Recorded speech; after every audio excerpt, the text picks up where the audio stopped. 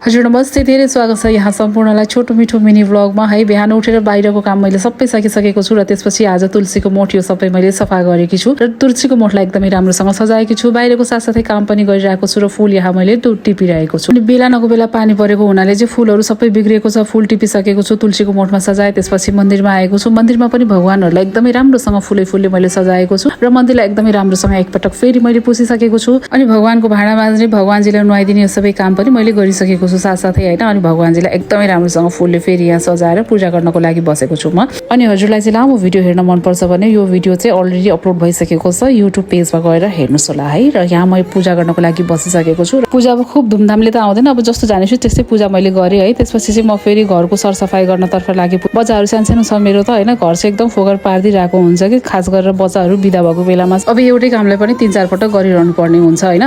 केटाकेटी भएपछि त्यस्तै हो। अनि म भान्सामा आइसकेको छु। अनि यो मसलाहरू सबै तयार गरेको छु हैन। मटर पनिरको तरकारी पकाइरहेको छु। अनि सुक्खा रोटी बनाउँछु। आज एकादशी मेरो व्रत हो नि त। अनि व्रत भएपछि फेरि सबैलाई भात सात सबै छुट्टै पकाउँदिनँ कि, कहिलेकाहीँ मैले रोटी र तरकारी मात्रै दिन्छु। अब यो तरकारी पनि पाक्यो। अब माथिबाट चाहिँ पनिर राखिदिएको छु।